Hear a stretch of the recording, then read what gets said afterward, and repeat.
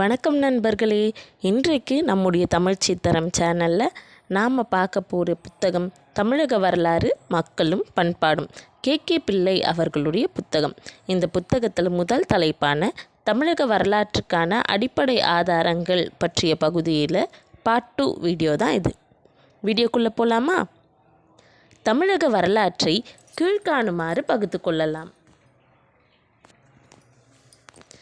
வரலாற்றுக்கு முற்பட்ட காலம், சங்க காலம், பல்லவர் காலம், பாண்டியர் சோழரின் பேரரசு காலம், மத்திய காலம், பிற்காலம் என 6 காலங்களாக வரையறுத்து கொள்ளலாம்.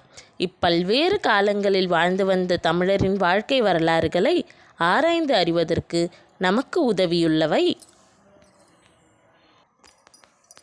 புதைப்பொருள்கள், சங்க இலக்கியங்கள், தமிழ்நாட்டை பற்றி அயல்நாட்டு வரலாற்று நூல்களில் காணப்படும் குறிப்புகள், புராணங்கள், சமய இலக்கியங்கள், கல்வெட்டுகள், நாணயங்கள், முஸ்லிம் வரலாற்று ஆசிரியர்களின் குறிப்புகள், பிரிட்டிஷ், பிரெஞ்சு, கிழக்கிந்திய கம்பெனிகள், அரசாங்கங்கள் ஆகியவற்றின் ஆவணங்கள், டச்சு போர்ச்சுகீசிய பாதிரிகளின் நாட்குறிப்புகள், கடிதங்கள், அறிக்கைகள், புதுச்சேரி அனந்தரங்கம் பிள்ளையின் நாட்குறிப்பு போன்ற ஆவணங்கள் ஆகியவாம். பிற்கால வரலாற்றிற்கு இந்திய விவரங்களின் ஆவணங்கள் மிக பயன்படுகின்றன. தமிழகத்தில் கோயில்களிலும் குகைகளிலும் அமைக்கப்பட்டுள்ள சிற்பங்களும் தீட்டப்பட்டுள்ள ஓவியங்களும் அவ்வக்காலத்து மக்களின் கலை வளர்ச்சியை எடுத்து காட்டுகின்றன. ஆகையால் வரலாறு எழுதும் முயற்சிக்கு அவை பெரிதும் துணை புரிகின்றன. இலக்கியங்களும் புராணங்களும் அளிக்கும் சான்றுகளை விட புதைப்பொருள்களும் கல்வெட்டுகளும் நாணயங்களும் அளிக்கும் சான்றுகள் பெரிதும் நம்பத்தகுந்தவையாக உள்ளன. ஆனால் விரிவான வரலாறு ஒன்று எழுதுவதற்கு இவையும் போதுமானவை என்று கூற முடியாது. தமிழகத்தில் கண்டெடுக்கப்பட்ட கல்வெட்டுகளில் 30,000த்திற்கு மேற்பட்டவை இன்னும் பதிப்பிக்கப்படாமலே உள்ளன. அவை வெளியாக்கக்கூடிய செய்திகள் இப்போது தொகுக்கப்பட்டுள்ள செய்திகளுக்கு முரண்பாடாகவும், விளக்கம் கொடுக்கக்கூடியனவாகவும், கூடுதலான தகவல்கள் அளிக்கக்கூடியனவாகவும் இருக்கக்கூடும். நாணயங்கள் அளிக்கும் சான்றுகளும் முழுமையானவை அல்ல. பல நாணய வரிசைகளுக்கு காலங்கணித்தல் எளிதாக தோன்றவில்லை. அதில் பல கருத்து வேறுபாடுகளும் உண்டு.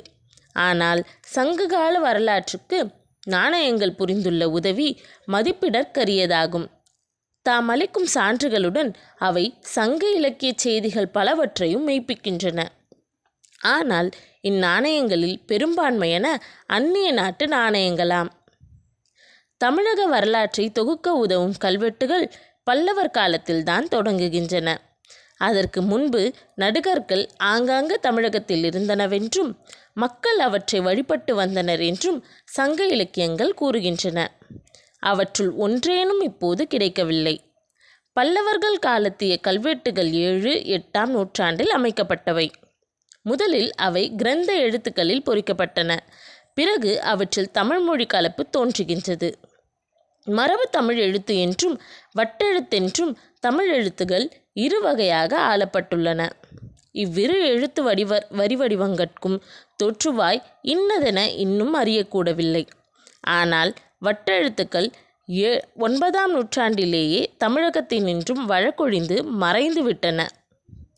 தொடர்ந்து சிறிது காலம் அவை சேரநாட்டில் வழக்கில் இருந்து வந்தன.